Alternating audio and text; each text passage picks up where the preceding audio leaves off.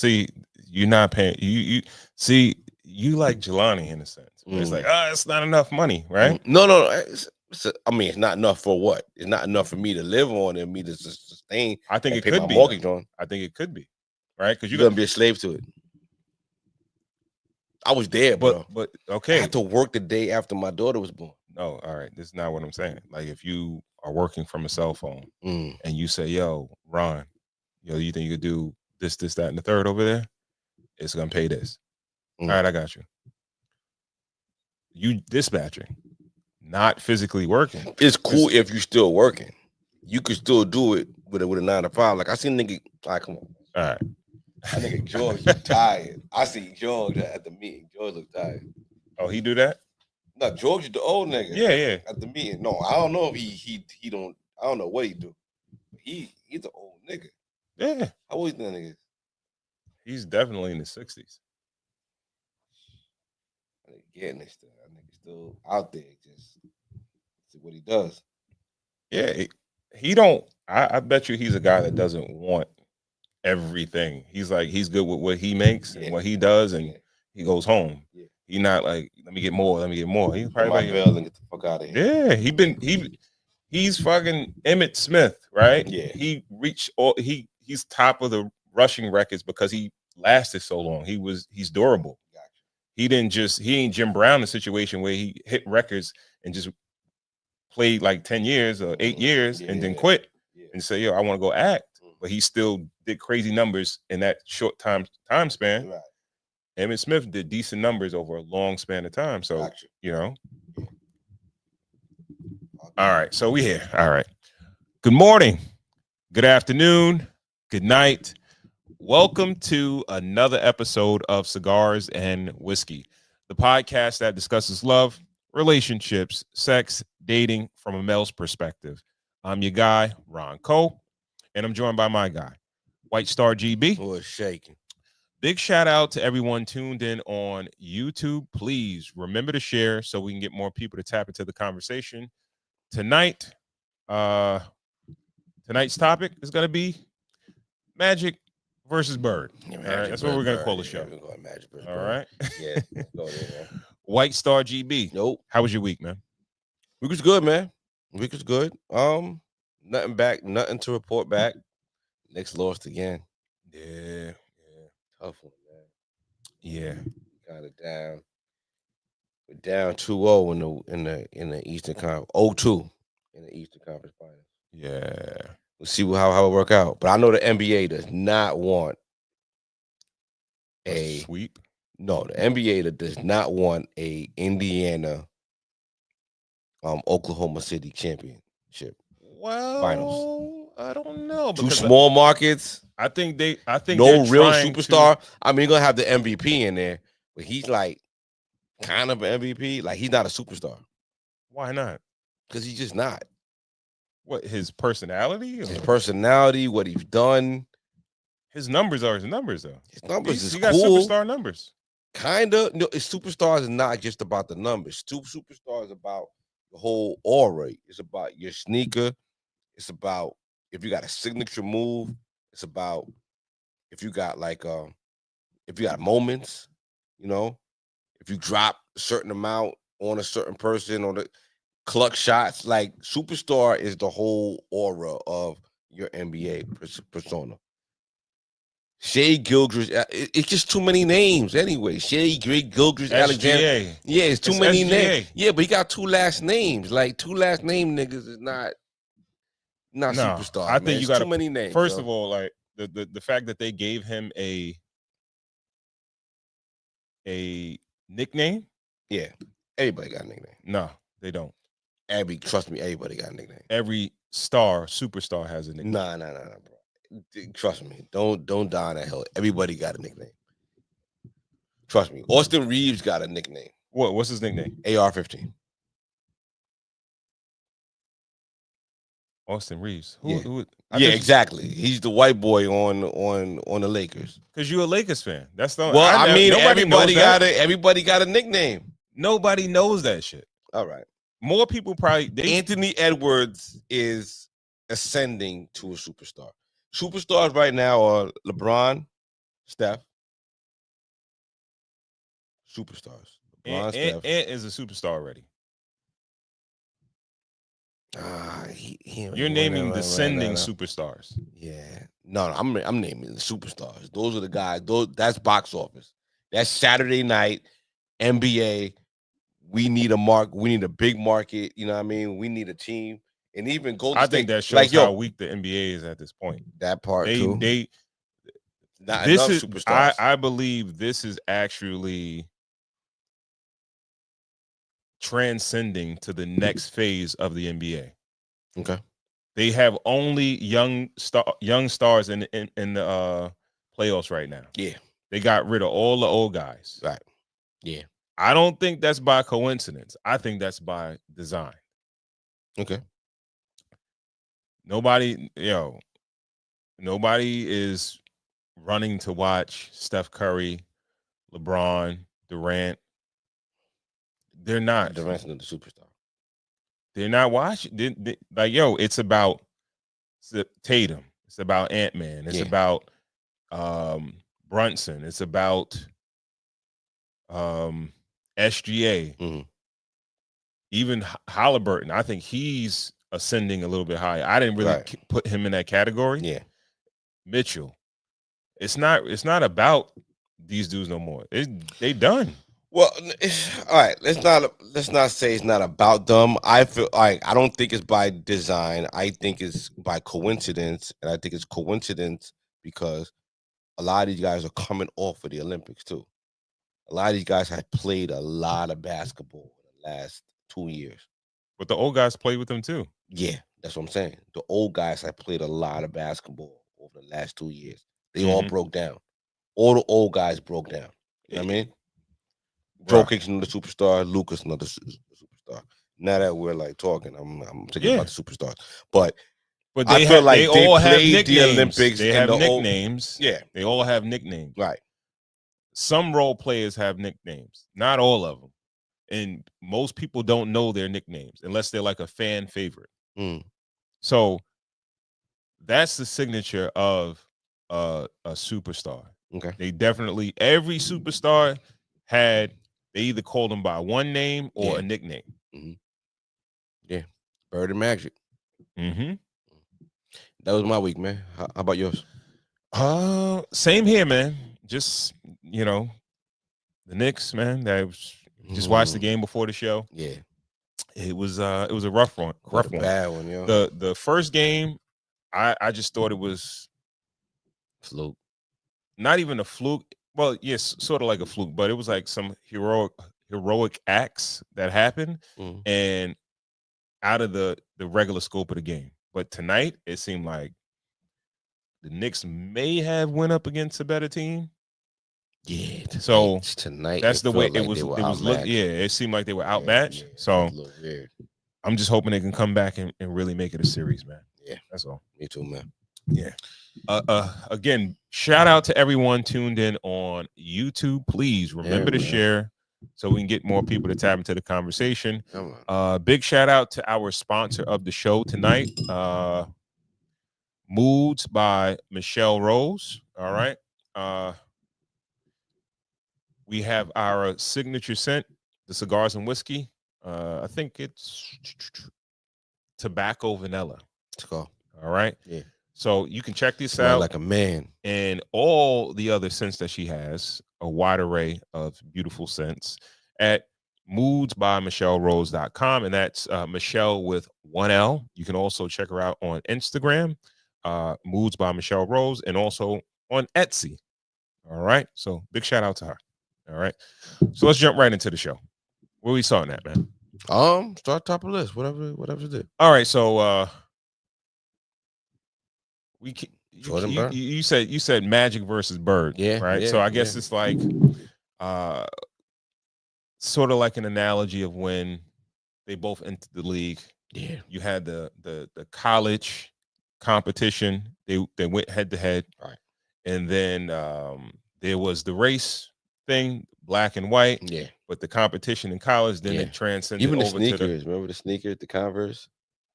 They Magic both were Converse, right? But Magic had the black and white, and then Bird had the white and black. I didn't know that. Yeah. Really? Yeah. It went that deep. Like they were playing around. So, Caitlin Clark, Angel Reese, Yeah. they both come into, they had a little bit of a rivalry. They had a rivalry in college, which Yeah. transcended into the pros. Yes. So, the most recent thing that happened, there was a game they played against each other, and Caitlin Clark gave Reese a hard foul, an intentional foul, just a basketball play in my eyes, right? Okay. And Angel Reese, she kind of took offense to it. Okay. And RG3, Ryan Clark, a couple of commentators that are out there that football players at that. Football players, yeah, but they're in the sports world as far as commentating and things. Both employed by ESPN. Oh, they both still are? Yes. Okay, cool. So they had different takes on the situation, and then they had takes on each other. So let's jump right into it. Yes. All right. So you want to start with RG3? Yeah, please. Yeah. Reaction last year when Angel. Where was this type of reaction last year when Angel Reese got chokeslammed by Alyssa Thomas of the Connecticut Sun? Y'all remember that? She got fouled so hard, they kicked Aaliyah Thomas out the game with a flagrant 2 foul. What did Angel Reese do? Nothing. She didn't get up and try to swing on her. You know why? The reaction was different because of who did it. And there is a lot of history there with Caitlin Clark and Angel Reese. You guys remember last year when Angel Reese celebrated Kennedy Carter getting that flagrant foul on the hip check against Caitlin Clark? You remember that? On the sideline, just, yeah, baby, get her, you get her. Who celebrates like that for a flagrant foul on another player if they don't dislike that player? Okay, you want some more evidence? Here's some more evidence. Remember last year when they were talking about who gets the credit for the expansion and the eyeballs and the popularity boost of women's basketball? Not just the WNBA, but women's basketball in general, because of the spike in the women's NCAA tournament and WNBA viewership. A lot of people were attributing that to Caitlin Clark, and rightfully so. This is what Angel Reese had to say, and I quote, "People are talking about women's basketball. You never would think they'd be talking about women's basketball. People are pulling up to the games. We got celebrities coming to the games, sold out arenas, just because of one single game. Just looking at that, I'll take that role. I'll take the bad guy role, and I'll continue to take that on to be that for my teammates. I know I'll go down in history. I'll look back in 20 years and be like, the reason we're watching women's basketball is not just because of one person. It's because of me, too. I want y'all to realize that." Now, I heard a lot of people say that I or others have made Angel Reese the villain. Did you not just hear?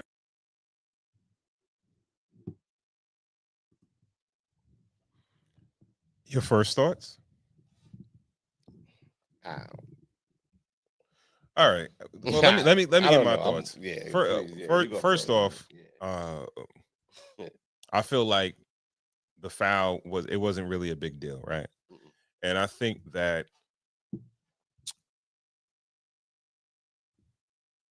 if we got regular people out here that believe this, they got to understand that these guys do work for ESPN. So the same way TMZ is moved by an entertainment like Salacious Story, they're moved by salacious sports stories and things like that, and their takes on it. And you got to understand that NFL, NBA, WNBA, MLB, these are businesses, and they have to have storylines tied to the sport because it makes it bigger, right? Because you don't always have a conference finals, finals. For you to really sell a regular game in a regular season, you got to have some type of rivalry or go back to the history. Oh, these people, they played each other in this particular game before and this happened. So it makes you want to watch the game in the future. So I believe in order for the WNBA to get more exposure, they promoted a rivalry between these two. And when you have a rivalry, someone has to be the villain, somebody has to be the hero, right? And a lot of the times, But why is Angel Reese automatically the villain? I'm about to finish it. Sometimes it switches, right? So, like when it was Magic and Bird, who is the villain? Hmm? Who is the villain? There's never a villain. What do you mean? There's never a villain? There's never a villain in sports. Like it's never like you got goons, you have enforcers, but when it's like a rivalry, there's never a villain. There are. It's who you it's who you root with. It's who you resonate more with. Nah, no not villain. necessarily. A villain all right, is so like so a you villain. don't No think villain, in the rivalry between the Pistons and the Lakers, yeah, or the Pistons and the Boston Celtics, right? You don't think there was a villain in a Pistons and the Boston Celtics? They definitely wasn't, because they kind of played similar games. Pistons and the Lakers, maybe you could say the Pistons, because they were the bad boys and they had a more physical game. Yeah. But if you resonated more with a physical game and you didn't like Showtime, if you thought Showtime was too flashy and too pretentious, then yeah, you went with the blue collar Detroit Pistons guys. You know what I mean? As opposed to the Hollywood Showtime, LA. And then Hollywood Showtime. They No. won. That's the thing. Let's bring it back. We're not talking about like, all right. We'll bring it back to that. But when we're talking about that, they were called the bad boys, not because they did things like physical in basketball. Right. Like they did stuff beyond the bounds of basketball, right, and they got physical with people. They foul. A foul is not legal. You're not supposed. You know what I mean? It's an illegal part of the game. Huh? A part of the game. It's part of the game, but it's not like a positive in the game, right? Okay. If a team doesn't foul, that would be a positive, right? So if they foul hard, they hurt players. If a team didn't foul, they would be looked at as soft, and maybe not even playing hard. The referee decides what a foul is, or not. So it's all judged by how the game is being played, how physical the game is being played, and how the referees want to call it. You know what I mean? So I think they went. I think they went push back a little bit more. I think they went past the bounds of regular physicality, and that's why they were labeled the bad boys. Right. And one was labeled Showtime, right? Because they high flying, but running up and down within the bounds of basketball, scoring, though, right? Yeah. You know what I mean? So, all right. So I think that shows that one was pretty much like the good guy versus the bad guy. Is bigging up Caitlin Clark, but she ain't never won nothing. She never won anything on any level. It's like we keep saying that she's been here already. Like this is her second joint. I'm watching State Farm commercials. I'm watching everything. She's a loser. Like she's never won anything. She's a rookie, bro. Bro, she's not anymore. Like she wasn't a rookie in college. She played 4 years in college, right? I guess so. She never won. Yeah, I don't care. Like I really don't even like. We're here though. It's like, you know, but it's like she never won anything. Angel Reese won, so at least she has the clout to stand on. At least I come into the league like a winner. I get it. She's not as good as Shorty. Bro. But she comes from a winning system. You're not good enough to carry a team to be a winner. Like, it's cool. She's a proxy for them to have someone in the game. She's the new Eminem. Nah, Eminem's my favorite rapper. Eminem's the best rapper in the game. She the new Eminem. They're creating an atmosphere where it's like, boom, we got one now. You know what I mean? Any way they looking at it, they got one. You know what I mean? Right. I gotta. Come on. They can't do it in the NBA because it's like, is no one shining enough? They're not going to side with a European. Maybe they might, but they're not going to go with a European over an American, or else they would have been on the Joker, bandwagon and try to push that a little bit more. But she's American born, American bred. She is talented. I mean, she's not the best player in the league. She is, bro. You don't think she is? Asia Wilson is. I don't even watch that, but it's like I know that there's better players than her. Does she even have a sneaker? She got a Nike deal? I think so. Yeah, well, it's like we don't even know, but I know, like, they forcing it. They Nah, I bro, can tell when they forcing all right, something. hold on. no, They forcing it. nah, bro. In the foul, you push someone in the back while they jumping. Nah, it didn't You even really push go like someone in the back while they jumping.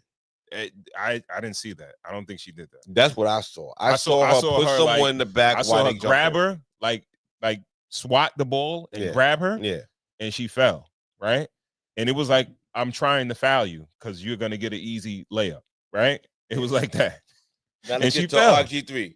Huh? Like everybody's playing the little microaggressions game, and it is cool. Let's get to RG3. Fam, who does a podcast with their wife in the back? Who does a podcast as a black man with She's his not- white wife in the back? Is she on Who the show? does no?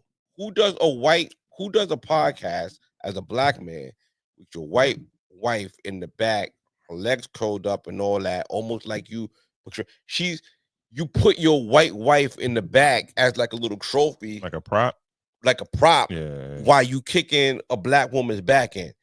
You're doing it subconsciously. You doing it. We peeping it. We looking at it. And we ignore you because you a corny ass nigga. You always been a corny ass nigga. You know what I mean? Like we never paid you no mind. You had a spark where you started. Now you just garbage. Maybe you just that dude on like ESPN. You gonna be their little token. You know what I mean? Like you the Carlton Banks of the game. You know what I mean? Yo, enjoy your run. You know what I mean? But it's like, yo, we not most real niggas. Ryan Clark took debate, and we're gonna talk about him. You know what I mean? Because he did too much. But it's like we said it last week. Don't be too emotional, man. Because they know how to trigger. They know how You niggas said jump out the window. Too emotional. You're jumping out the window right now about the situation. Now, I understand. I hear what you're saying. I got some of the same sentiments about RG3, but in this situation, I don't know how much we can cry foul because it wasn't. I understand I thought he was kind of right with the stance that he had because it was really blown up. But again, like I said, they need to sell tickets. They got to sell this rivalry. I think even Angel Reese knows we got to sell this shit. So she fouled me. I'm jumping up and I'm going to act like I'm going to fight her or something like that. I think it's all cap. Yeah. I think it's all, That's a basketball play too. That's the basketball play. I can't look weak. You gave me a hard foul. It's like, bro. And also, bro, I can't even, as far as right now, she's probably the best female basketball player that I've seen in the league. Caitlin Clark. And like basketball wise, if there's somebody else that's next to her, is definitely not Angel Reese. Right? Caitlin so Clark hold is the best basketball player you have now in the league now. I'm saying now. They might as well pack it up because that shit ain't gonna make it, bruh. If she don't got no moments where she could shoot out, she's supposed to be a shooter. She can't even she can't win nothing. She can't win no games. Can't win no series. Just wait. Like it's a second season, bro. But she had mad time in college. What college player, male, let's go with a male dude who won a college championship without a good team? Carmelo Anthony. Carmelo Anthony dominated. He had a good team though. It was cool. Like he was the one. I get it. Yeah. But that's the difference between going to the Sweet 16, Elite 8, Final 4, or the championship, or winning the championship. We talking about women's though. We're not even talking about dudes. Like we talking about. No, we just talking about basketball, bro. Like no one, bro. Even superstars, the best of the best, have to have good players. Like bro. I get it. Like LSU as a team was better than Iowa State or whatever she goes to, right? Corn. So, whatever. Bro, it is what it. But she was good enough to show that she's a standout. her game is just that. It's just that good, bro. Yo, only one that I feel like is gonna probably come in and be better than her is Shorty from USC, Juju. And that, yo, bro, I'm like she's on that track to be like her and better than her. Yeah. But yo, white girl, yo, she could ball, bro. She could. I can understand why she's getting the light that she's getting. Now she's getting more light because she probably is white. But Juju's coming right up. What Rocky is that with Tommy Guns? I just feel like it was Tommy Guns all over again. Yo, I'm not trying to kick the chick back in, but she's falling for the banana in the tailpipe because they're telling her, yo, act hood, act ghetto, act whatever, right? Not telling her. She not. Now you making me stick up for her. And I bro, do that. Bro. No one's telling her to do it. Bro, that's wait, where her wait. bag is. No one's telling her to do that. Look at her reel of her highlights and shit on the basketball court when she been in the WNBA, right? It ain't much. It's not much. She got endorsements. She got Reese's cereal. Yeah, she's a winner. She had the moment. She knocked off the top dog. She did the joint tour. You know what I mean? Yes, like, she became the one. I knocked off the top dog. I became. But she wasn't the best player though. It's cool. She's the most marketable player. No, all right. She's cute. Right. She's cute, and she's willing to. Is she more marketable than Shorty? Is Angel Reese more marketable than Caitlin Clark? I think it depends on what you marketing to the NBA market, to the WNBA market, proxy by proxy the NBA market. Is Angel Reese more marketable than Caitlin Clark to the NBA and WNBA market? That's not really a fair question because it depends. Because if you looking at people that just want to watch good basketball, Caitlin Clark. If you want dudes to tune in to see a cute chick or a hot chick that play ball and she wear her shorts tighter, she got a little what? She don't do that. She don't wear her shorts. She'll be in a bikini. She'll do the Sports Illustrated and all that, but her shorts are not tighter, bro. I see shit come up on YouTube with her, and when she had practice and shit like that. All right, practice. Bro. Even Shaq told her. We spoke about it. Shaq told her on the podcast, "Yo, wear booty shorts out there. Like, yo, you'll be marked." But her regular shorts is tight. Tight. She wear her shit tight. You know what I mean? So. Bruh, depends on who you asking. Now, if we're talking about basketball fans, and let's just say you got, let's say, a large alternative crowd of women that watch women's basketball, they may like Angel Reese because of the way she looks, but they might be sports fans and like basketball and like Caitlin Clark. But if you want to watch somebody that's kind of Showtime as far as women's basketball, I think Caitlin Clark is the one. See what Ryan Clark have to say about it, yo. All right. Ryan Clark reacts to RG3. Right? Okay.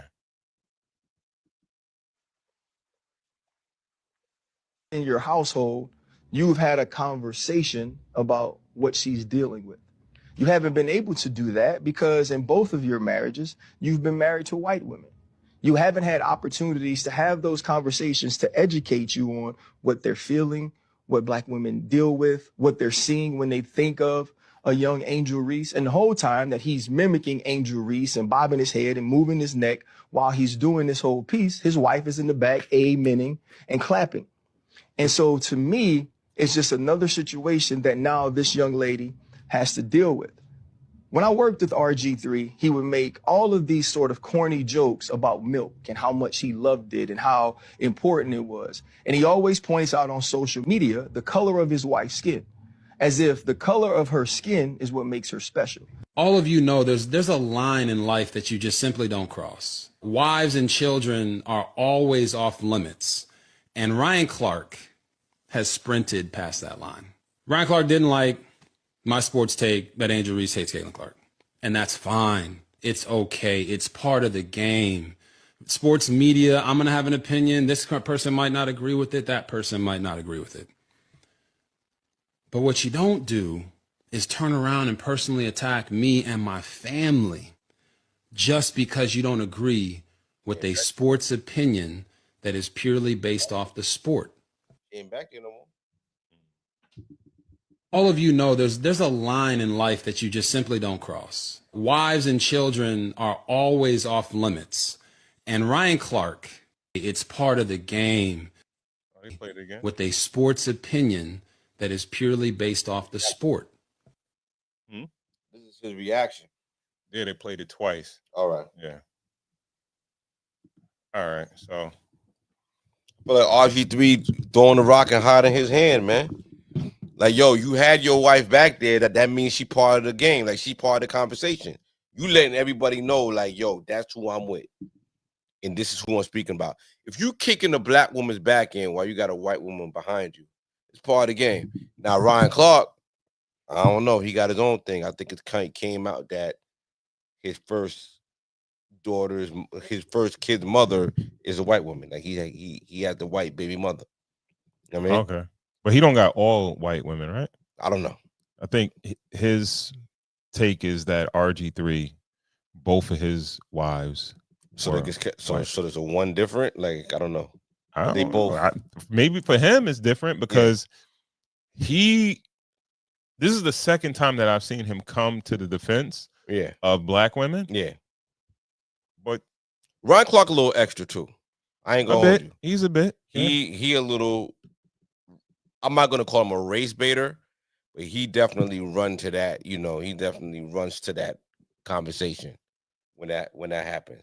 But someone had to check RG3. It looked nasty, and even when he came back and he reacted to it, Shorty wasn't back there no more. She was like, "Yo, you ain't gonna use me as a prop and have people talking about me like that." It's like, yo, men protect their family. You know what I mean? They protect their wives and their children and everything like that.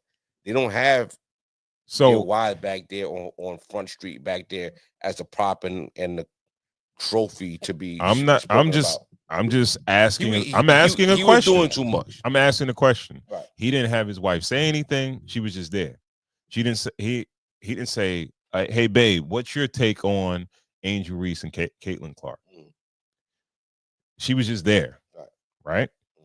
And I kind of get what he's saying. He's saying, "Yo, bro, we're just talking about sports. Like, why are you bringing my personal life into the situation? You brought your personal life into the situation." He didn't say. He just said that Angel Reese hates Caitlin Clark, right? Yeah. I think why use that word? You don't know that. Why hate? Why can't it be dislike? Why can't it be like, yo, they're competitive against each other? Why they hate? Like, why use that word? Like, why? Everybody knows hate is a trigger word. Why would you say someone you don't know hates another person that you don't know? I don't know. He could have used a better choice of words. Yeah, like, you know, he know what he's doing. He's saying a black woman hates a white woman. Why is the white woman behind him and he playing that game? Nobody made it about race though. He made it about race. He didn't make it about race.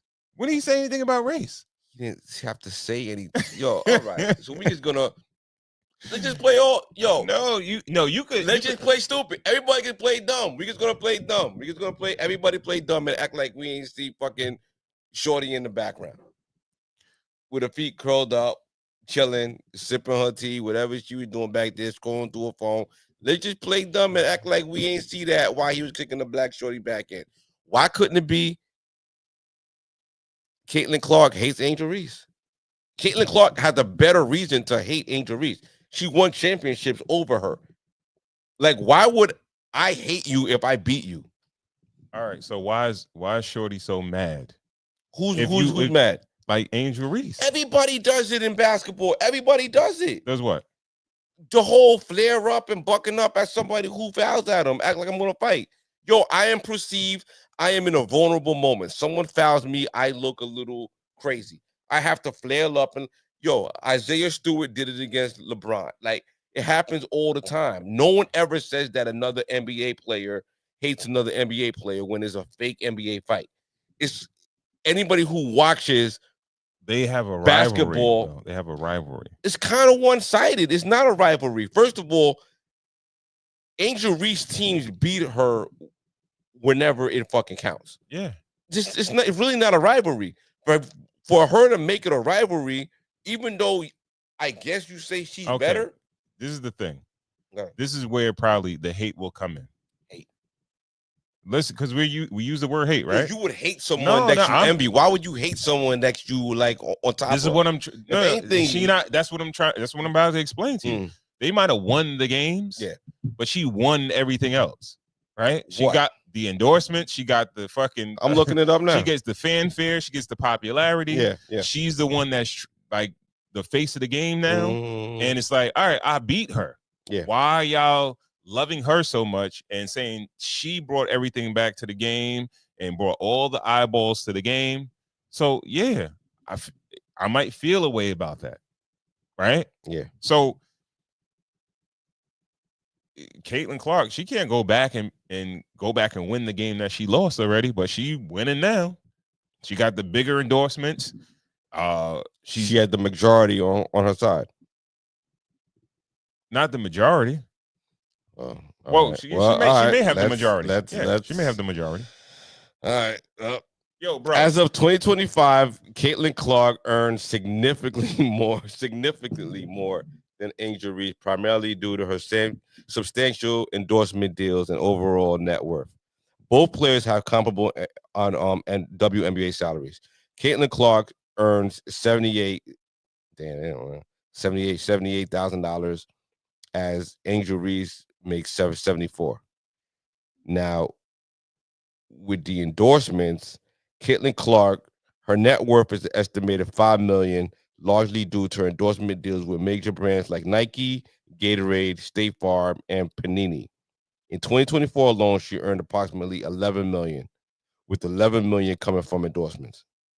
So she makes all her money on endorsements. Yeah, most Angel Reese estimates a net worth that range about 1.5 to 2 million. She has endorsement deals with brands such as Reebok, Hershey's, Beats by Dre, and Good American. So, yeah.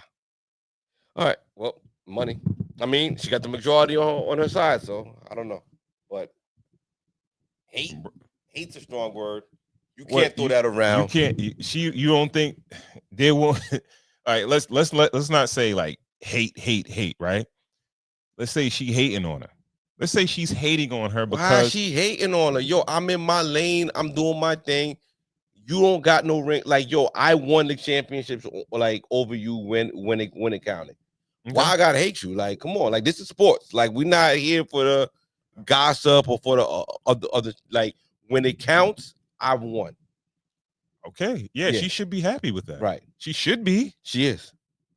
But going forward, it's like I beat her. Yeah. I won. Yeah. But now when we're in the league, it's to be expected. Eminem sold more records than anybody. GB. Go. If we could just say, all right, well, she's just a way better basketball player than her, right? If that wasn't the case, I could hear exactly what you're saying. But she's better than her, bro. I don't watch the game, so I don't know. I'm not ready to say that. Watch a game. Just watch a game. I don't really watch the game, so I can't say that. Just watch one game, right? Because I'm not saying I sat there and watched a bunch of Caitlin Clark games or WNBA games. But I feel uncomfortable saying that someone hates them. As far as the game, she's a better player. So she does actually, when it comes down to the pro league, she's gonna get more endorsements, bro. They're not even making a buck, yo. What? They're not even making a buck. That's how it is though with them. That's how they gotta make bread. And you gotta understand, right? See, this is the thing. They make it with a utility, man. Bro. Yeah. You're an asshole, right? So the thing is, Angel Reese, she has to, like, if she don't keep this up with her, she could kind of disappear in a sense, right? Now, like at this point, other than like the things that she's doing on the outside, like her being a pretty girl, and like her being in the mix of shit, she's not she's not gaining popularity through basketball unless she's beefing with Shorty. Yeah. Other than that, it's like, all right, she got a podcast. Mm. She might be somebody want to holler at her, Mm. or she wearing some crazy shit. She looking Does good. this help the game? I think it brings eyeballs to the game. If they play again tomorrow, will you watch it? I don't know if I watch it, but I think people would watch it. Okay. I think it sells the game. Yeah. Right. All right. Salute to them, yo. That's all I But got but over as far as I'm not sure if we really spoke on Ryan Clark that much. yeah, he just. But I don't know. He took the bait, hook, line, and sinker, and he went too far. Yo, bro, you can't acknowledge certain things. Like, yeah, Shorty was back there. You can't say it. You're a colleague. Either way, I don't think everything has to be about race and black and white and protecting black women. And all right, when they need to be protected, we'll be there. But it's like every situation, we don't jump into girl fights and shit like that. You know what I mean? So, all right, unless they getting jumped or something like that. And but if a man jumps into a girl fight, we get into it, right? If they sitting there, no, they're fighting, they're spectating. They're not in the fight. They creating their own fight with each other. You know what I mean? No. What? I don't know what you mean. So what's the difference between what RG3 did and what Ryan Clark did? RG3 got into the girl fight. Ryan Clark got into the girl fight because RG3 got into the girl fight. Ryan Clark wasn't spectating. No. RG3 wasn't spectating. RG3 was a spectator. He was a spectator and a commentator on the game. What he was doing. Right? Okay. He didn't make it about race. He made it about their rivalry. Now, part of their rivalry silently is about one being white and one being black, right? But if let's just say they were like neck and neck talent wise, right? If it was Juju and Caitlin Clark, yeah, I'd be like, yo, nah, they giving it to the white girl. The new talent is popularity. Are they neck and neck popularity wise? Are they neck and neck popularity wise? We're past talent. We don't watch the WNBA for talent. We don't care about what they do about talent. No one watches that shit. All right. I think right now we know Angel Reese. Yeah, but I'm not sure if everybody knows because she beat their golden child. They know she's her rival. Any way you look at it, her story isn't complete until she win one. And if she win one on her, I think like we're being facetious now. Like we know that shit is garbage. Like 99% of them playing over there, it's shit is garbage. Like we ain't watching that garbage. You know what I mean? We here because they here. We here because now we got some meat on the bone. You know what I mean? We got the great white hype against our girl, the around the way girl, our girl, the one that we here to protect. She up. You know what I mean? Angel Reese is up. They all garbage. Like we ain't watching that shit. Yeah, I rather the debate, and we can move on from this with like Asia Wilson or somebody like that against Caitlin Clark. Garbage and garbage. We don't even know her. Either way, right? Yeah. Angel Reese, like as far like yo, bro, she probably would be in the NBA. Yeah, like she would be like a role player. Like she's not NBA, even who Angel Reese? Yeah, she wouldn't even be. She be no. This is what I'm just no. I'm equating her to like somebody on a regular NBA that she wouldn't need. Like she's popular. She's popular. I get it, but what I'm trying to say as far as basketball talent, right? Basketball don't matter. They girls. That shit don't matter. Why you got me here? Why you doing this to me? You know, the longer you got me here, you know the longer. Like, you gonna say something. You already said some wild shit. You know what we doing? Come on. They all garbage, yo. So it's only about popularity. Yeah, it's only about popularity. Now we're here. Who's popular? Who's that? They're both popular. They're both popular. They're both popular because now that you admitted it, one is popular to the whites, one is popular to the blacks. You know what I mean? And now we got a show. It's a race war. We here. Who you gonna side with? You gonna go with the white girl? You gonna go with the black girl? We here. This is where we are. The line's been drawn. We can fake it all we want. who we riding with? If we're gonna sit there and be like, oh yeah, she plays great. Like, oh, she shoots a she garbage. Like this shit is trash. It's a stupid sport. What the fuck are we even watching? What, women's basketball? Yeah, what the fuck? She's not even winning in the trash. Shorty at least won. We with her, man. Come over here, man. We with Reese? Both of them is bums, but I'm with my bum. All right, fuck it. We'll move on. All right, where we going next, man? Social credit score, man. All right, you can you explain this? Yeah, I mean, I was watching the Knicks game earlier, and I seen Marv Albert on the sideline. He had the front row seats, you know, and he was there. I'm like, look at Marv, yo. Marv I'm pretty sure he could still do his job, but Marv probably doesn't want to do it anymore at this age. But you know, he had that controversy when controversies were like a big deal. Yeah. He got caught with prostitutes and he was biting them. Yeah, it wasn't, well, I guess the prostitute thing was an afterthought. It's the fact that he bit her. Yeah. So he caught he caught a case, sexual assault case, and it was like he never went to jail.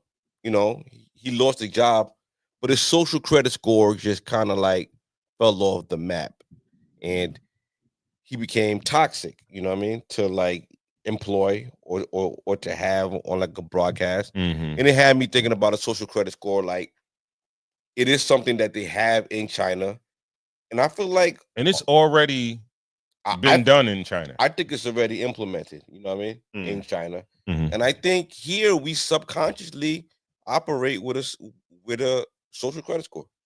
You know, I feel like infamy became what was a great thing in the past, but I feel like infamy now is reserved for a few people.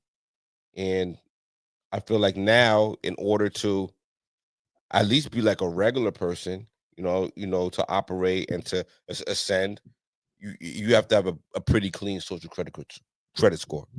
So yeah, but in the United States of America, I feel like you got a whole nother side that you could, like, you know. Let's jump into the clip. Yeah, let's jump into it. Maybe we might have to stop, you know, every now and again, I think it's kind of. I'm not sure how long it is again, but we'll jump right into it. For each citizen is 1,000 points per person, in which the government gives so there is a constant equality amongst its citizens. The scores are part of a tiered rating system, which rates them based on their credit worthiness, going a step above the caste system of countries like India to give people a score determining the privileges they're allowed or punishments they must endure. For scores 1050 and over, ranked as AAA or AA, you get benefits like healthcare priority, free healthcare checks under the age of 64, and get to reap the rewards at the top of the social hierarchy. Now for scores between 960 and 1029 points, ranked as A+, A or A-, your kids get priority for certain schools, and the government can also give you the privilege of becoming a model citizen for the rest of society for publicity. School enrollment depends on model citizen status, and you will get preferential care and treated better in employment with preference over other candidates that apply for the same job. Scores between 850 and 9.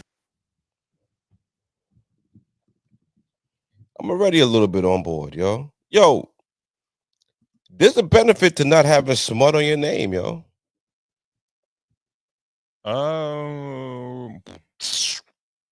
You got a weird case. Why is he around? It depends on. You got a weird case. If you got a weird, it kind of really doesn't even matter. It doesn't even matter what age that smut got on your name. If you got some smut on your name, you shouldn't be judged in the same way that someone that doesn't have that smut. Like, we speak about it all the time. Example. No, well, a weird case, or like, you know, I'm not gonna say like, well, fuck it. Let's just say like shoplifting, yo. If you got caught shoplifting in your late teens, you know, why should it be like expunged from your record? Like, why? Like, give me yeah, you're young and you're dumb, but for that person who never did that person who stayed on the right and narrow, Why should they be judged next to you? They should have a leg up. You should give people a leg up for doing the right thing. I think that happens. Okay. I think it happens. I think it happens organically. Yeah. I'm not sure if you have to have a system in place for the cream to rise to the top. The cream, the cream socially, the people who do the right things. Yeah. Right. Yeah. Because right now, religion is kind of in place for that. Religion is kind of like the moral scaffolding for most people. Like, in the eyes of God, you're going to do the right thing. For people who kind of just think that God is going to forgive them for everything that they do, they just do whatever they want to do.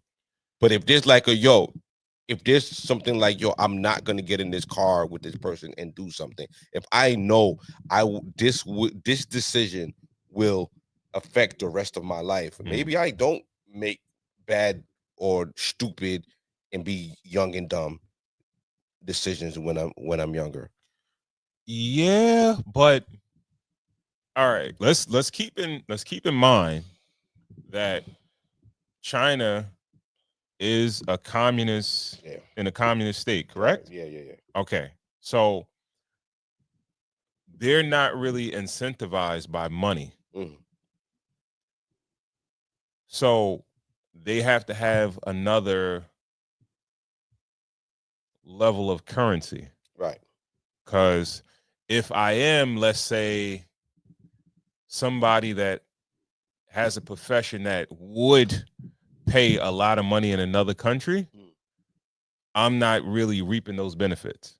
So I have to get the benefits somehow, some way, because we want to make the money if you behave. Like there's always money. Like, yeah, it's not completely by money because the money is it's not a free enterprise, but there is money allocated to the people who do not behave. It's not really money implemented, because it was crazy is that before you showed me this, I seen another video and they were showing how if depending on who you are in society, they show like this high-rise building in China, right? Where it's a nice ass building. Yeah. And if you, depending on what you do and where you are, or whatever like that in society, they'll let you live in that building. Right. You live there rent-free and all that other shit, whatever. But these are the perks that you probably get. Now, socially or economically, if it was free enterprise, this is probably where that person would be, right? And then also, people that probably have low social credit scores probably come from impoverished areas where they are more prone to crime and things like that would lower their score anyway. And why? Because if you don't eat, you might shoplift. If you can't afford to eat, you might steal something in order to eat. Or you might do something nefarious in order to get money to survive. Yeah. So it's kind of a rigged situation. Now they're coming off as maybe you might shoplift for Apple to eat or whatever, but I'm not gonna give you rigged. Shoot your way out your situation. Like, you could do the right thing and get your way out the situation. Nah, not just really. Just because you're poor doesn't mean you're automatically going to be a criminal. That doesn't mean no. That's not what I'm saying. But there's probably no way. Yeah. No way a large portion of in a free enterprise, economically disadvantaged people will reach the highest social credit scores. Not in one generation, but if the one generation sacrifices themselves for the next generation, yes, they can. It happens all the time. If that one generation knows, like, yo, this is where I'm at, this is what I'm at, you know what I mean? Oh, well, if they get with somebody else that be like, okay, we're going to partner up and we're going to push our offspring to the next level. We're just going to be farmers, working, and then do whatever thing we'll live decently comfortable for what we know. But this one, sending them up. We're gonna pay for our education. We're gonna get them up there. We're not gonna mess up. We're gonna keep our credit score good. We're not gonna go shoplift because we're poor. We're gonna put our head down and we're gonna work. You know what I mean? You're not gonna use that as an excuse to do crime. We're poor. Everybody's poor. People are poor. Okay. Not everybody's bad. They're not bad people. People don't like, all right, so you know, Everybody that does crime is not a bad person. yes, they are. Some people have to survive. Okay. Some people have to survive, and in their head, what they're doing is to survive. Yeah. Right. You might ask a In their person. head, yeah. Oh, you might ask a person, the racist Klansman that goes to church every Sunday, Yeah. that praises the same Jesus Christ that all the black people praise to. Mm. He feels like he's praising God in the way that he praises, and what he's doing is right in the eyes of God. It's all based on interpretation, right? But one thing that you got to understand about this thing, that what they said in the video, is that your social credit score is set up by where you are in life initially. So if you're low on the social scale, like if it was free enterprise and you're like a regular common worker, your credit score already starts low. So that's why I'm saying it's rigged. You started from the beginning. Everybody But they starts at 1050. Everybody But starts. why with, did they say that everybody starts with a certain level? Yes, but you lose. They said you lose points based on what job you do and things like that. Nah, start again. Let me see. I didn't hear that part. I heard everybody starts at the same level. Same number.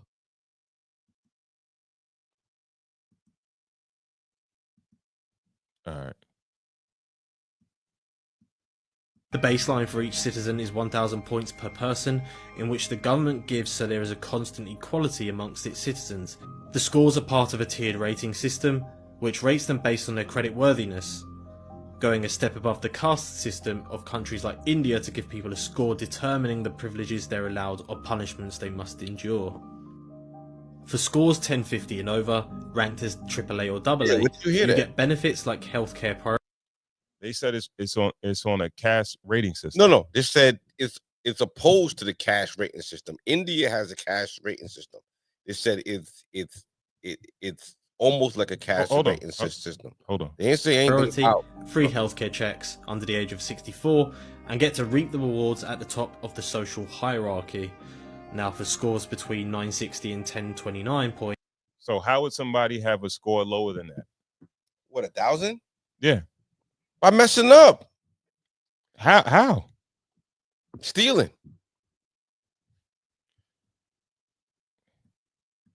The baseline for each citizen is 1,000 points per person, in which the government gives so there is a constant equality amongst its citizens. The scores are part of a tiered rating system. It's a tiered rating system. Yeah. So there's not one tier. Okay.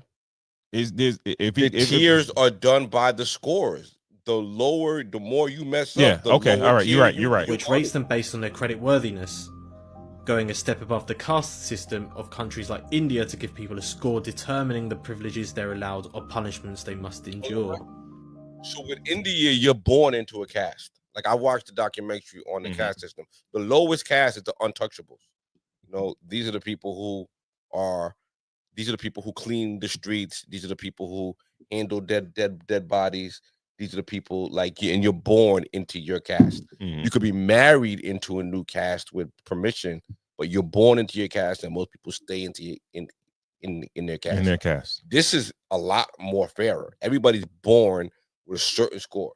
Now, I don't know when that score if they say when the scoring system starts. If you're in pre-K and you steal a pencil from another kid, if that drops you down like 20 points, I don't know. You know what I mean? But if you get suspended in school, if you pull the fire alarm in school, if you call in a bomb threat, if you do a school shooting, if you do anything like that. And then another thing is that we don't know if your score is affected by your children. You know what I mean? Yeah. If your children is a problem child and you had 1,000 score, does your score go down because you can't control your kid? Let's listen. Or your dog bites somebody in the park. You know what I mean? Okay. For scores 1050 and over, ranked as AAA or AA, you get benefits like healthcare priority, free healthcare checks under the age of 64, and get to reap the rewards at the top of the social hierarchy. Now for scores between 960 and 1029 points, ranked as A+, A or A-, your kids get priority for certain schools, and the government can also give you the privilege of becoming a model citizen for the rest of society for publicity. School enrollment depends on model citizen status, and you will get preferential care and treated better in employment with preference over other candidates that apply for the same job. Scores between 850 and 959, ranked as B, are locked into that rank for 2 years with the obligation to have lectures on how to be a better citizen with visits of government officials and experts. You are essentially subjected to re-education. C rank, scores between 600 and 849, are locked into that rank for 3 years before you can move up rank. Government visits and inspections are routine, and you will be kept on a list where your information will be stored by government officials to keep tabs on you. You cannot receive welfare, cannot win awards or honours, and cannot run for political office. The lowest rank, D, for scores below 599, are seen as the lowest of the low. Regarded as untrustworthy by the government, you are locked into D rank for 5 years before you can rank up. You're publicly blacklisted and revoked of all titles and qualifications you've obtained. You're subject to lose your job, government funding, and travel ability. You are rewarded or penalised depending on the actions you commit that the state defines as good and bad. For example, talking negatively about the government or an official on social media will have you lose a lot of points. Any sort of political dissidence is penalised by the CCP, and they will be sure that you know your place when talking about them in such a way. The government will do whatever they can to get rid of you and silence any criticism of the status quo. Well, they blew it at the end. But they had me at first. They had me at first. You quash what I said though, right? But I guess it's all based on communism. Yeah. Because people, they just don't want anyone talking bad about the way they run their government. Yeah. It's just another way to control people. Yeah. I think we have it in the United States of America, but it's like more of a silence, but it's different than that.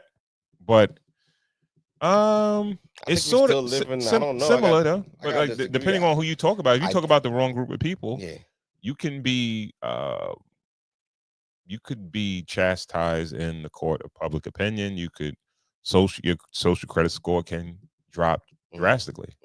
Like if you have hate speech against the right group of people, your joint could tank. But the thing is, I guess that's the difference between living in a communist state and a quote unquote diplomatic state, is that even you can go up the good chain and go up and financially prosper, and you can go up the bad chain, that route too, and financially prosper also. Like you don't have to. There's like morally and ethically, like the United States doesn't really matter that much. You can still find a way. As long as you produce, as long as you can make people money, they don't really care what you do. Yeah. You know what I mean? Infamous, not notoriety. I mean, if you're toxic, if you do something that's dishonorable and deemed like, and they, for now, toxicity has value. Well, for now, there are still things that are deemed as toxic. Look at dude, Jared from Subways. What he did.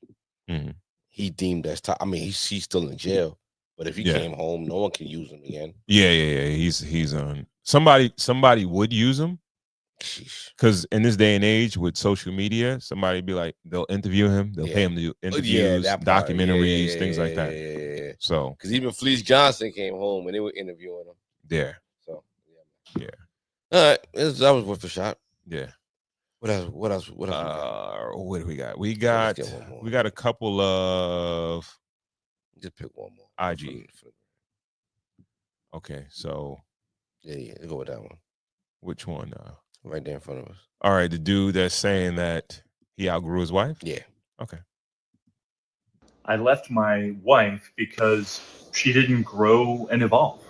We got married and I built a business and I became incredibly successful and I evolved into this whole other person. I worked on myself. I became enlightened and she just stayed who she was. She never did any of those things. She was kind and loving and a great mom and never did anything wrong. She didn't cheat on me, but it just wasn't enough.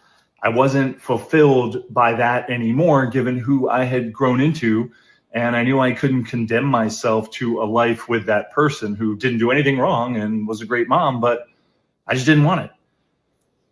I made that up. You never hear men say that as the reason for divorce, but you hear it from women regularly. So I want to know why. Ladies, expound upon that reason for leaving your husband. And men, did you ever feel that way, but you just never pulled the trigger?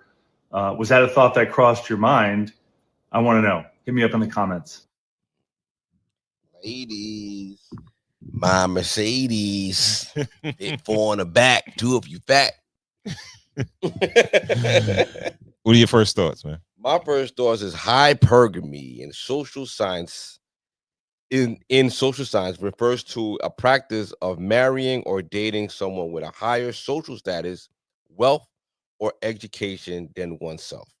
It often seen as marrying up, and in distinct from hypergamy, which is marrying someone of hypogamy, which is marrying someone of lower status. Gender perspective. While hypogamy is marrying someone of lower status. That's what men should practice. Yeah. Gender perspective. While hypergamy can apply to anyone, it's frequently discussed in relationships to women who are seen as seeking partners with higher social or economic status. Mm-hmm. She thinks she's too good for you. Like, and she leveled up and she just thinks she's too good for you. Well, okay. We got dudes don't do that. Yeah, all right. I don't even know if it's that a lot of the times, because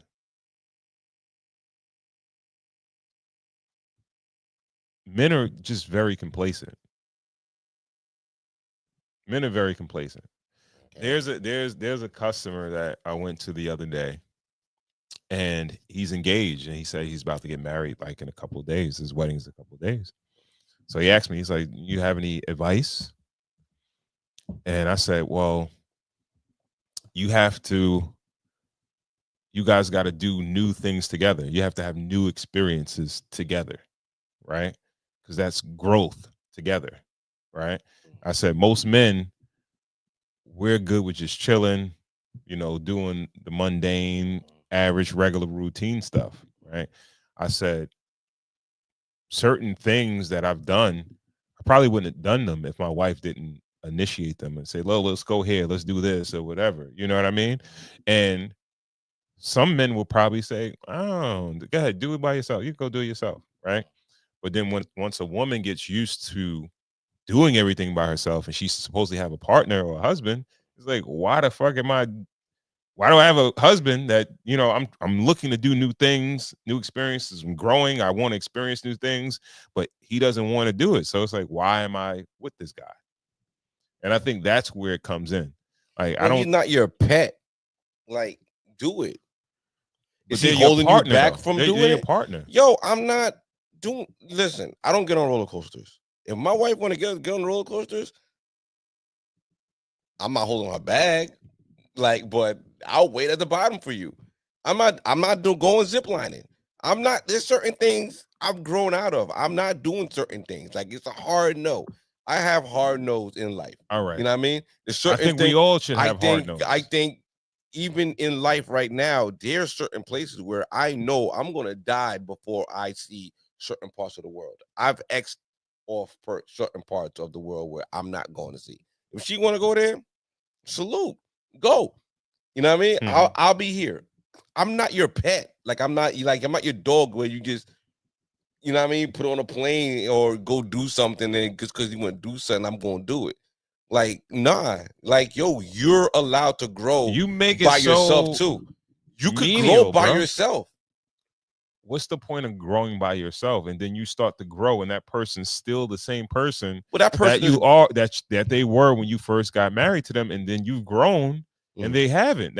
I think that's what he's saying. But I think that's why women do it a lot more, because men normally, we don't. First of all, like when it comes down to men, a lot of men, they marry later. They try to be more financially stable and things like that, and have things going right for themselves. So it's like, all right, well, most men in their minds, it's like, all right, we're gonna buy this house, we're gonna start having kids, and I ain't meet you here. Hold on. Meet you here. Like you went to work and met these fancy new people and got these fancy new ideas, and now you that's what happens. eating fancy new shit. I don't want all that. I don't want to do that. I don't want to eat escargot and shit like that. You bring home caviar. I'm never eating that. I'm not eating that. You know, it's certain thing like, yo, just because you in the air, bro. Yo, See, you should be grounded. You could go home to your family on things like, know who gave you that foundation to be who you were. Don't get too big for your britches. I hear what you're saying. Right? I'm not saying your wife wants to enter the bourgeoisie level of life and be like, you know, let's enter high society, right? But it's like, all right, well, I want to try this, I want to try that, right? But you don't want to. You just hard knowing it, and you never know. You might actually like it, right? No, I'm not doing it. But you never know, you might like it.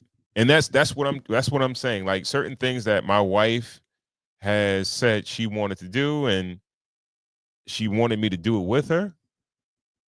And I might have had my reservations about it, but I did it, and it was cool. It's cool. You know what I mean? Or I might be nervous about the experience. Like, I don't think that's gonna pan out that good, but she wants to really go. You know what I mean? I'm a stickler. Like in my head, I guess I have anxiety or whatever you want to call it about racism, right?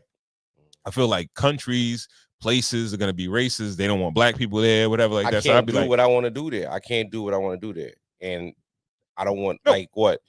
Not you Farnsworth Bentley. You just going wherever she want.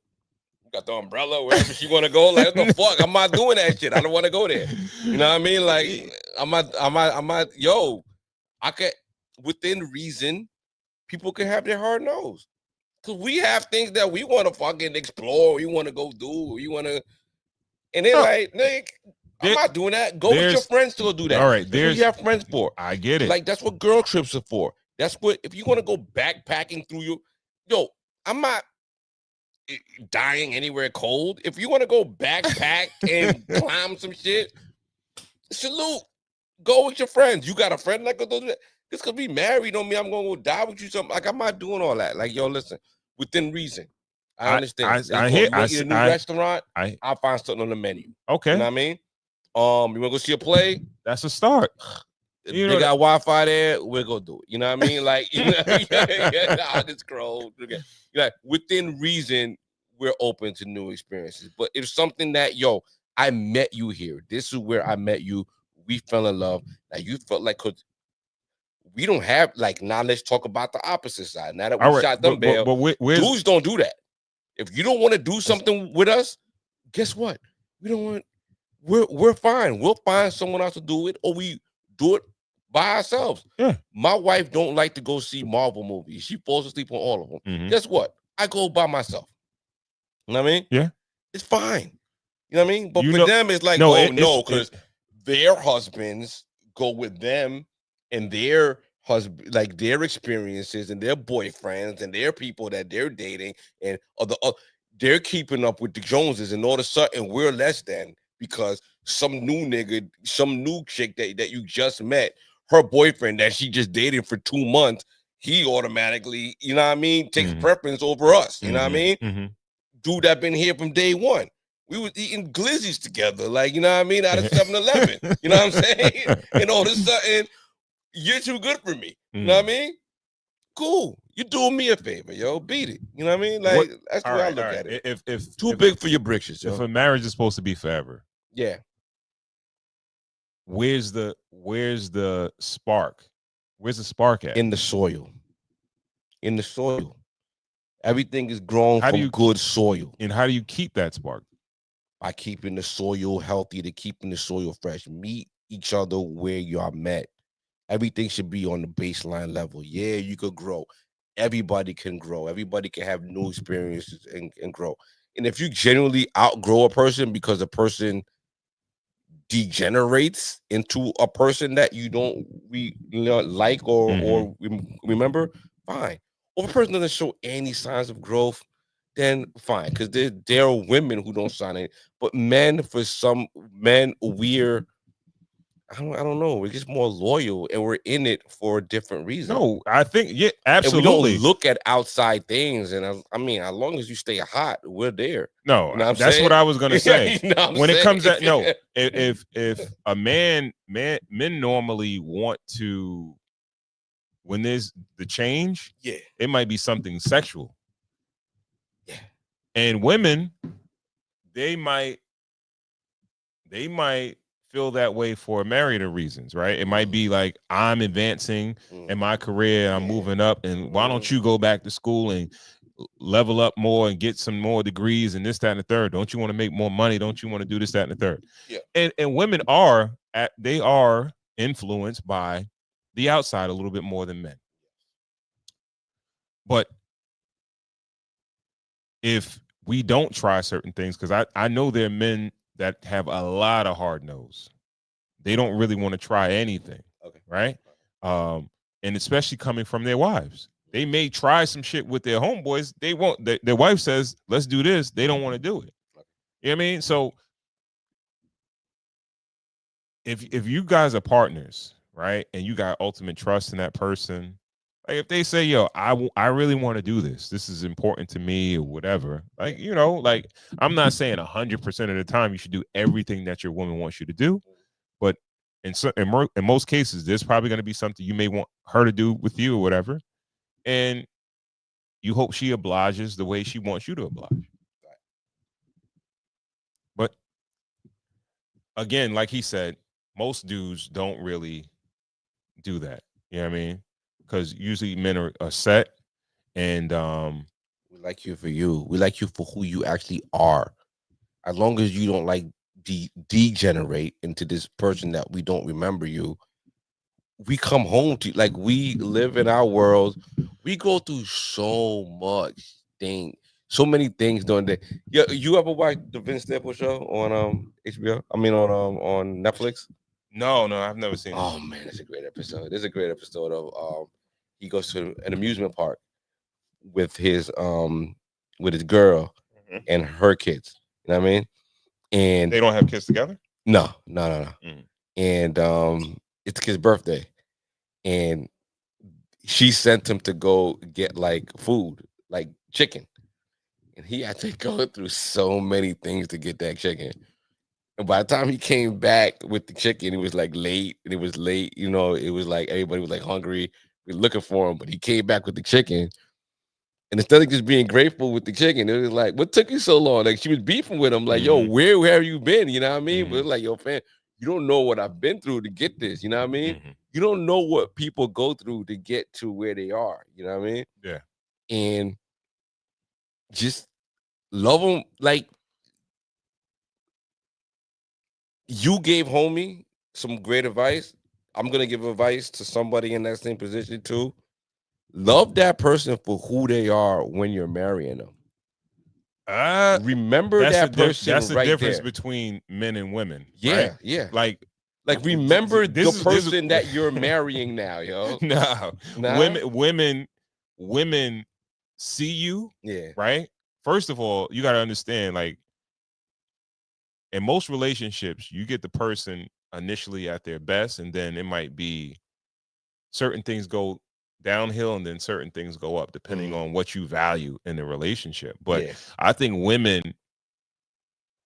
they see the good in you, but they feel like the negatives in you could adjust as you get in the relationship. Is that potential? Or Potential, what yeah. is that? They think like, so the all right, negatives, if you fix the negatives, your potential will be. she's looking for that perfect guy, right? Okay. So if you're a good-looking guy, but you're not, you know, like you're looks wise, but you're not suave or you're not romantic or whatever. She feels like he could get to be there and be romantic. Yeah. Or, like, oh, he could, he got a few pounds on him. He could lose some weight and then he'll be a great looking guy. Or he could, or he's not that funny now, but he could be a little funnier or whatever in the future. His sense of humor and things like that, it can get better. I mean, those right? I don't know. I think those are reaches. I feel like it's more like earning potential. Like, yeah, he's working at this job now, but he'll become a manager. I don't feel like it's I don't think I've never been one, but I don't. That's more like how guys think. Guys that think like, okay, like she's cool. Like guys think more like on that kind of like surface level. I feel like when women date for I don't think potential, they date like, all right, no, this dude is focused. I see the trajectory. If he stays the way he's going, he's gonna be a manager or a supervisor or a CEO of this company or this company that he's starting. He's showing so much initiative here. Whatever he does is gonna pop. You know what I mean? Because I'm seeing a grind that I've never seen in anybody in my life. You know what I mean? I think that, but I think that's more measurable. Yeah, that's very measurable. Yeah, I feel like women. I think they deal in more measurables. I feel like I don't men think so. deal in the immeasurables. No, I don't think so. Men deal with like, yo, she's not that much of a freak now, but I'll get more out of her. Like when she get the ring and all that. I think men. You think the majority of men feel like that? Yeah. I don't. I ain't gonna. I think men know. She don't cook so much now, but once I get married, like she'll cook a little bit more. Like I feel like men deal with the men deal. Everybody marries on potential. Let's just deal with that baseline, right? Yeah. But I feel like women deal with measurables more. When you don't hit those metrics, that's why they're so easy to freaking just go, because they have those hard set metrics. Same way men have hard nose, women have hard metrics. If I'm still in poverty 5 years into this marriage, or you still got me working overtime a year in, you know what I mean? Like you know what I mean? Like, yo, if she feels like, yo, okay, like, nah, you showing that initiative, but if I got more fire than you in my belly, if I want this more than you, it's a turnoff. No, I agree. Yeah. And I believe they see the potential in that, but then there's certain things that are like, your personality is your personality. Fine. Right? And in a lot of women's hearts and their desires, they want you to be more. In the places that you may lack, they feel like, nah, he could be more, right? Because the reason why I'm saying that is because a woman wouldn't complain about something that you're not personality wise, right? Yeah. Why would they complain with you when they've been with you for, let's say, a year, 2 years, 3 years, right? Because you're still poor. No, I'm not talking about money. No, your personality is gonna freaking wear on her because you're still poor. She could deal with your personality because you thought that you was gonna be rich, nigga. The fuck? What are we talking about? You sat there and watched Cassie on trial. Was like, yo, I'm getting my ear stomped together because this nigga's the top of the fucking food chain. You know what I mean? No. I'm not talking about, the rules don't apply to cats that got a certain amount of bread. Yeah. I'm talking about regular. She'll deal with not liking you like that because she think that you are like that. You know what I mean? But as soon as she see that you not like that, I'm out of here, nigga.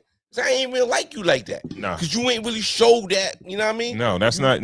Ron, we gotta remember, men ask women for their hand in marriage. Yes. It's not the opposite way around. Women have this shit, you know what I mean, in front of them, and they gotta make a decision like, like you love me, like, nigga, we're here, but my G, you not like I can't, like, I'm gonna hang my whole life on you. You're not like that. Or I do like you, and I'm gonna take this shot on you. I'm gonna give you a 2 year. I'm gonna give you a little 2 year contract, nigga.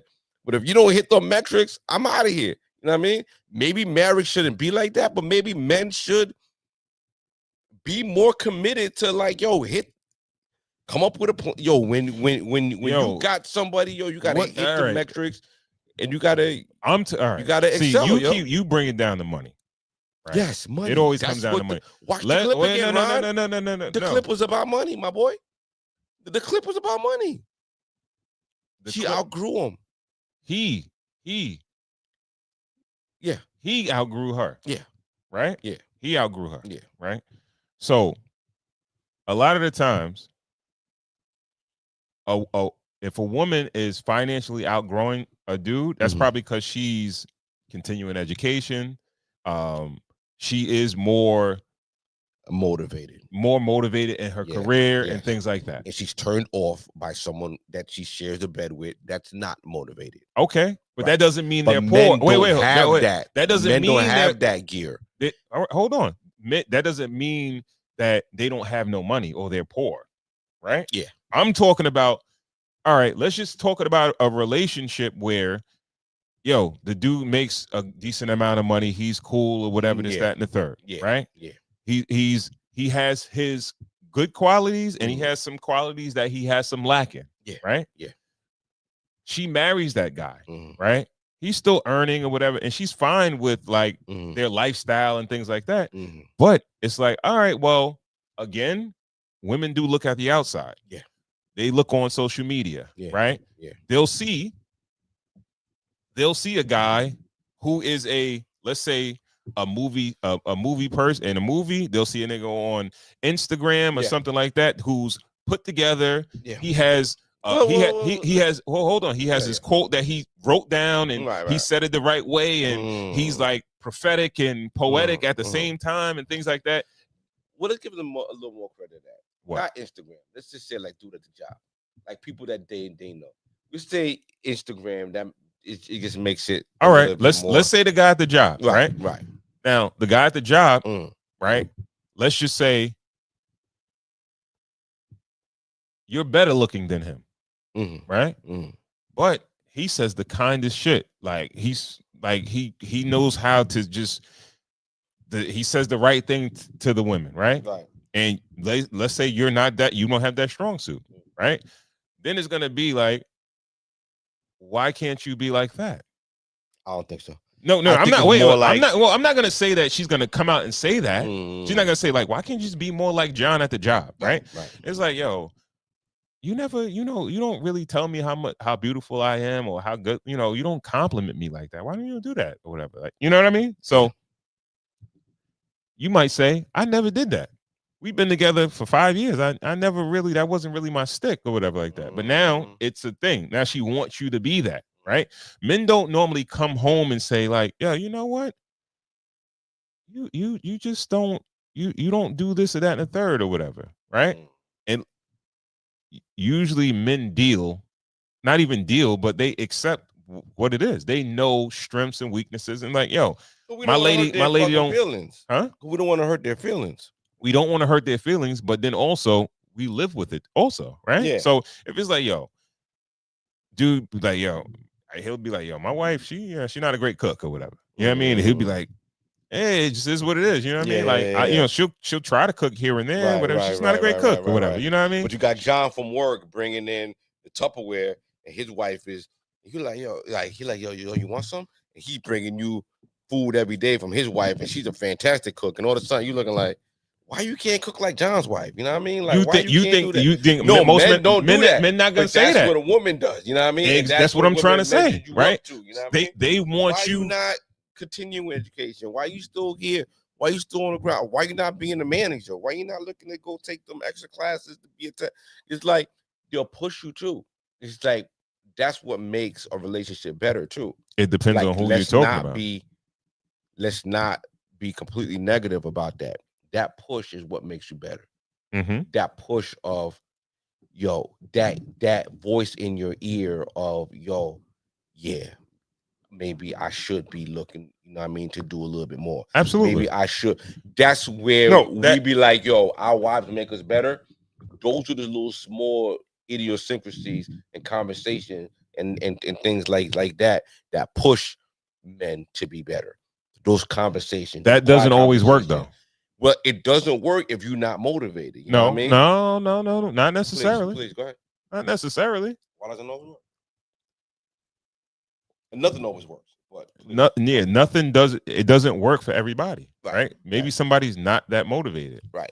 like, or somebody is like, yo, I feel like I'm on a great path. or So if whatever, nothing, right? so if someone's not motivated, can you see where that's a turnoff? Let's just say, As a wait, business no, partner, hold as a on. business partner, we're doing this, right? Mhm. And I'm coming in there, I'm half-assing it, you know what I mean? It'll be a turnoff if I'm not as motivated as you. Everybody who's in something with somebody wants to be matched with their motivation, right? Is that fair? Yes, I would probably say that's fair. Men, But even hold on, even in those situations, you know who you're dealing with, right? So it's not like if you're not a physical guy, I'm like, go lift that 500-pound boulder. Like, this is just not that's not in your repertoire things. That's not your shit. so if you're not You a understand? physical guy, then you'd be a cerebral guy. Rent a Yeah, crane. yes, Rent a exactly. crane. So yeah, exactly. Like, But I'm not gonna get tell you. it done. Any way And you it's look at it, get all it done. right. But that's the thing. Yeah. When I'm talking about men and women, I don't think women scan it like that. They don't Mm. say like, well, yeah, he's not that type of guy. You Yeah. know, he's this type of guy. Yeah. You understand what I'm saying? Yeah. Like, no, he's not the movie star, actor, See, movie theater you're character. making it a little bit too pretentious, which is like hard for me. Like, which is like, I understand hypergamy, but like movie star, like I feel like is a little too pretentious. I feel like if we're doing it if we're gonna be honest about it, they just want someone to match their growth. And when men are fine with carrying a situation, Mm-hmm. women aren't. You know what I mean? Mm-hmm. It's a tougher pill to swallow. If they come into the game knowing that they're gonna, this is the byproduct. We always say it's great to find someone on the ground level and to grow with them. Absolutely. That's how you know, like, Yeah. someone truly loves you and all Mhm. that. This is the byproduct. This is the downside of that. If you meet someone on the ground level and she outgrows you, you're gonna lose her. Mhm. It's part of the game. You know what I Mhm. mean? Either you're gonna keep up, you know what I mean, or she just gonna or you're gonna lose her. You know what I mean? So I don't know. Like, it is what it is. We kind of know, life is full of unfair things. Maybe it's unfair. The You majority. don't hear men say that. Exactly. That's what I was gonna say. If my closest friends came to me and they wanted to get a divorce from their wives for those reasons, I would look at them like they were crazy. We know this lady. This is the mother of your children. What are you telling me right now? You're gonna leave your family because she's not a manager at her job? Like, what are you talking about, bro? Like, you know what I mean? It's the crazy. But women are sitting around each other. You go, girl. You deserve better. Make your kids single. You know what I mean? Make your kids orphans. You know what I mean? Because of this shit. Like, it all around. Like, it's the way it is. It's gonna catch up with society. I think it already has. You know what I mean? Yeah. Yeah. Broken homes are at an all-time level. You know, it's terrible. It is what it is. But it sounds crazy. It's the double standard. It's for hypergamy, and I wouldn't even say hypergamy, bro. I wouldn't say hypergamy. women want men. They want people better than them. They want to be with someone stronger than them, a little smarter than them. Like, they want to be submissive. They want to be submissive. I hear you. We want a submissive woman. Okay. We want hypergamy.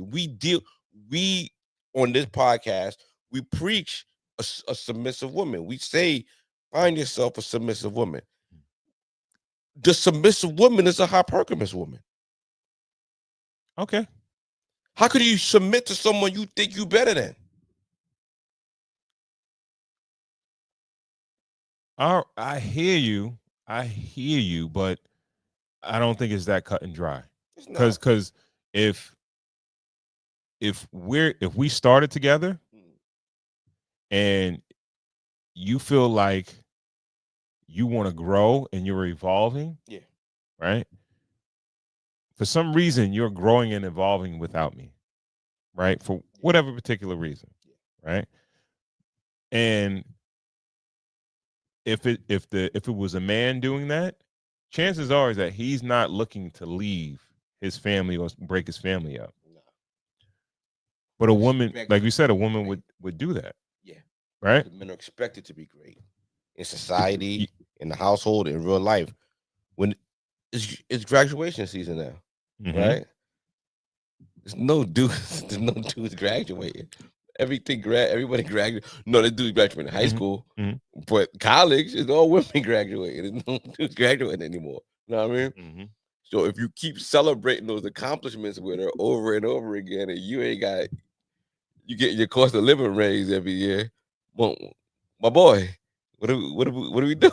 You know what I'm saying? Like, yo, read the room. Let's get a little better. You know what I mean? Like, yo, it's in your. Let's fucking go. You know what I mean? I don't know. You know what? Hey, what you say? I guess what you say. You always say that, but I really don't agree all that much because I don't think it shouldn't all be about money. You know what I mean? Because men don't make it about money. Men haven't made it about money, and now all of a sudden, when women make money, it's all about money. Because that's like the next episode. What? Because we're gonna do a deep dive on the money. Like men like, and I can't speak. I can't speak for everyone, but I know a lot of dudes that I'm around. Like whatever they have, depending on whatever they have, it's there for their family. Of course, yeah. You know what I mean? Yeah. And I'm in that book. It's never like, well, you gotta bring in something, or the money that I bring gives me this or that, give me this leverage or whatever, right? Their sacrifice, they feel like their shit is for the family. Unspoken rules, though. Niggas making there's enough money you can make to not do no dishes. It depends on your household. All right. Yo, bro, we live in a society today where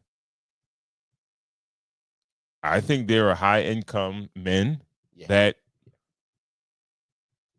go take kids to activities might wash dishes, might. That's a father. The difference between being a father and being a domestic partner.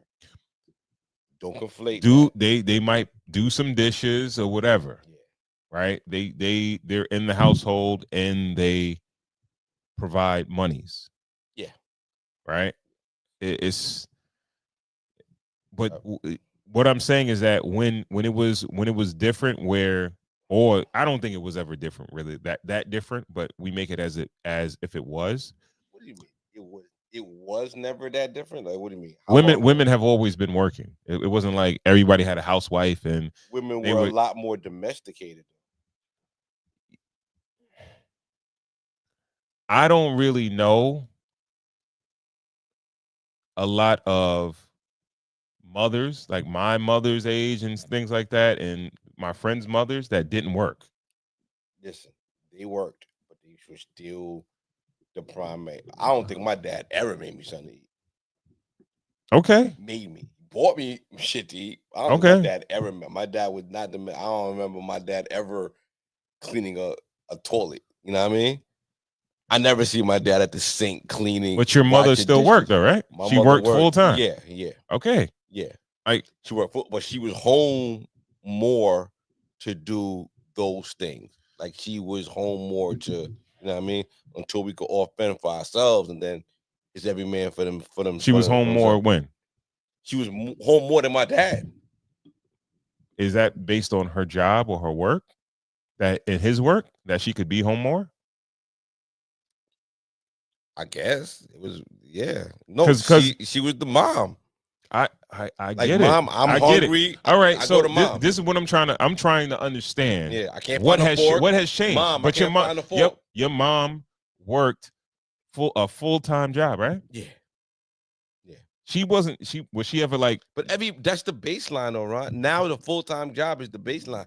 We talking about no. 40, all right, 50, so wait, 60 hours a week now. We talking about who's working the overtime. Who's like my mom wasn't coming home, work to the bone, like tired with with a So bucket of KFC. No, you know what I mean? Okay. Nah, my mom was home.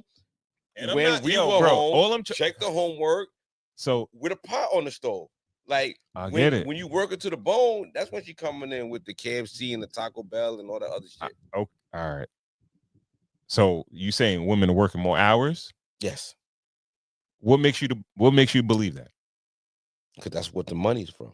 Like when you see when you see the pay disparity closing up in gaps, people make money on overtime, right? Like we're not gonna like act like everybody gets the base rate. The base rate is dope, but overtime is when everybody runs it up. This is America. Like, all right. Well, we People talking about make women. certain amount of money. Women are going If to you get college and stuff like salary that. and all that. Salary is cool. Yeah, but yeah, people run it up on their overtime.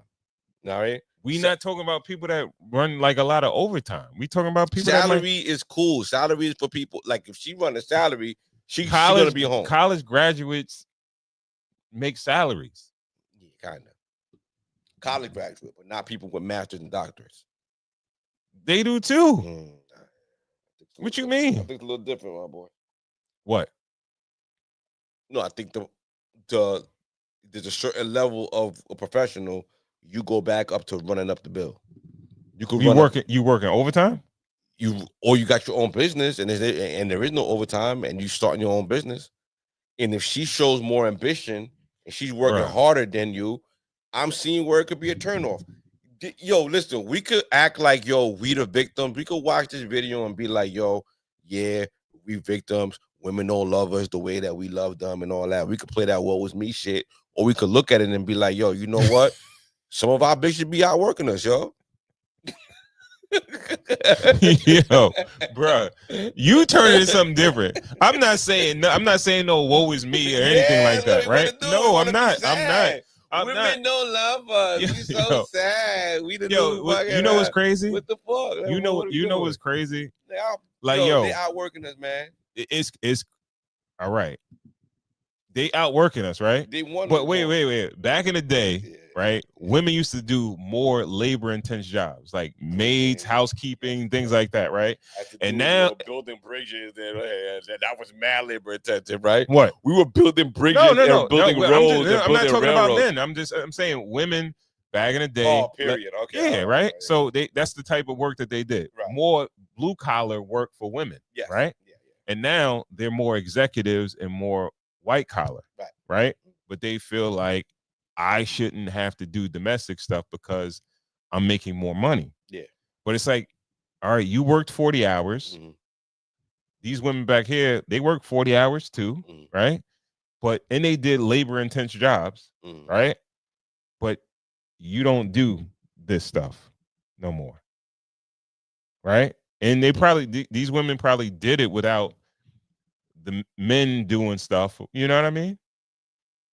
My wife said something to me because I was like, yo, I was in between situations and I'm like, yo, I'm not bringing in as much money. I got to do more around the crib and stuff like that. You said that. I said that.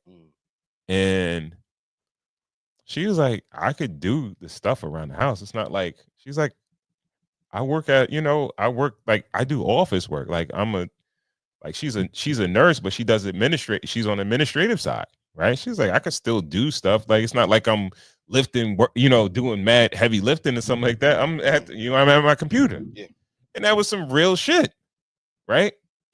She said like what I just explained, like, but she not saying, it's not like, all right, well, I make more money than these women did back in the day because I whatever I am or whatever, my title and all that shit like that. She didn't say, well, I shouldn't have to cook for the kids or, clean the crib or something. She didn't say that because she's like, yo, it's not like I'm doing backbreaking work or something like that. She like, yo, you do more physical work that's more taxing. And it's not like I'm working 80 hours a week or 60 hours a week. I'm home. That's what I'm saying. It's the availability. It's if I'm running it up on you, like if I'm doing this and I'm in school, if I'm working a full-time job and I'm in school, she's expecting you to make dinner. You know what I mean? If she's continuing her education or she's running up overtime because she got a good situation or anything like that, she's gonna expect more from you domestically, and that's fine. And a lot of the times, dudes will step in, right? Yeah. And what's crazy Yeah. is that when we're talking about outgrowing somebody or things like that, some men will help with the growth of the woman, and then be slighted in the end. Oh yeah, yeah. I know of situations where dudes have financed the continuing education to get that woman to that level, and then once she got to that level, it's like, peace. I'm on another level than you. Peace. I'm out. Like, I'm too good. How you get me? Like, Yeah. No, because they in their head they expected you to. And to be fair, you know what I mean. Let's just.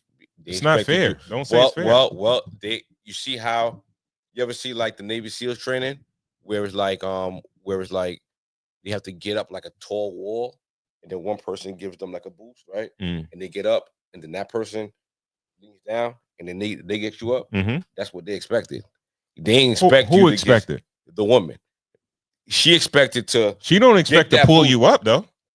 Yeah, kinda. What you mean? She expects to do that? No, she expects to like, okay, I'm gonna work. Now we're making more money. Now you go start your business, or you go do something and make your more money. Now we're both over this wall. They're looking at it like an obstacle course. This is just an obstacle that we're looking at. That man looked at it like maybe like, yo, I got you up over that wall. Where you at now, babe? Like, she's still running. You know what I mean? Like, she's still finishing the obstacle course. Where you at? If we're gonna be objective, we're gonna look at it at both sides. No, we could look at it both sides. You know what I mean? If the income that I'm bringing in is enough to carry shit and put you through school, then it should be good enough going forward. Right. When you get more money and you get your shit that you're getting for. No, she's looking at it like, no, now it's your turn and this to level up. I don't know why. Like, because she was motivated enough to motivated people want to be around motivated people. You see people that go to the gym, they hang out with people that go to the gym. People that go to CrossFit, they go to CrossFit together. People that are motivated into certain things, they do things together. And this if you're with a motivated woman and you're not motivated, you're with the wrong person. Okay, and this is why. This is why, like certain women will have that good dude that was for her. Yeah. Right? He just hold on, let me finish. He was secure enough to invest in you to get to that next level. And he wasn't intimidated, nothing. He knew you was gonna be up and all that other shit like that, right? And now you out in the world, unmarried now, and then you feeling like niggas is intimidated because of your new level of whatever. You understand what I'm saying? But you had a good dude, right? Just if he's like, yo, bro, I make good money. I'm doing okay. I'm fine. I'm good. And I don't want to, you could keep, whatever, but this trend of partners or couples being running mates, like that's not a man-woman dynamic, right? Not a man-woman dynamic. It's not. No. It's a woman-man dynamic. No. What I'm trying to say is that, yo, bro, in a lot of cases, I hate to say it like this, but men compete against men. They're not really trying to compete with women. Right? That whole intimidation thing, like, yo, the other woman that's out there, I can give a shit because you don't do nothing for my household or nothing like that. I worry about my woman, and all her success is my success anyway. Right? So there's no intimidation. So, and I'm not trying to compete with her because whatever she does or whatever I put into her, I reap the benefits of it anyway. And same vice versa for her, for me. You understand what I'm saying? So, but it's weird and it's warped, and it's like, all right, like sometimes women want to feel like the reason why things don't work for them in certain ways is because of what they did. You know what I mean? What they did or what they accomplished. And it's not really that. You understand what I'm saying? So, but hey, bro, men are not trying to compete with women. Men, they could be sitting in a conversation with a woman that says she make whatever amount of money. They probably ain't even worry about that. But let a dude like that's in their peer group, like the woman could be in their peer group, the wife of somebody else. Yeah, they don't give a fuck about what she doing. Yeah, but yo, the dude, yeah. oh, I'm gonna outdo him. Niggas' ears gonna perk up. Yeah, damn right. We're gonna start counting everything. He's not trying to compete with no women. You know what I mean? It don't matter if she out pacing everybody. You know what I mean? I saw some Girl Scout cookies, nigga. I did, nigga. I collected some cans. Niggas putting all their income together, man. Yeah. So yeah, man. Yeah, that was interesting though, man. Yeah. Yeah, man. Bring us home, my boy. Get up out of here. All right. Again, shout out to everyone tuned in on YouTube. Please remember to share. Also, if you're not subscribed to the channel, please do. Cigars, the Ensign Whiskey Podcast. Again, Cigars, the Ensign Whiskey Podcast. Also, subscribe, hit the bell for notifications so you know when we have new content coming out. Also, follow us on Instagram, Cigars Whiskey. That's Cigars with an S, Whiskey. All right. And please let us know about outgrowing someone in a relationship, men or women. Shout out to all the women that are doing their thing, that'll be graduating next year, next month, or this month, or next month, or whatever.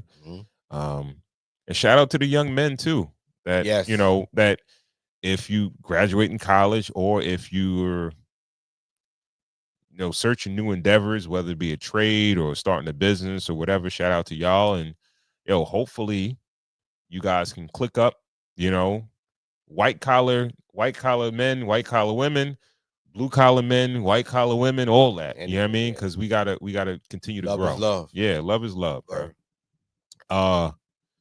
Yeah, man. So, and with that, we want to thank you guys for tuning in to another episode of the Cigars and Whiskey Podcast.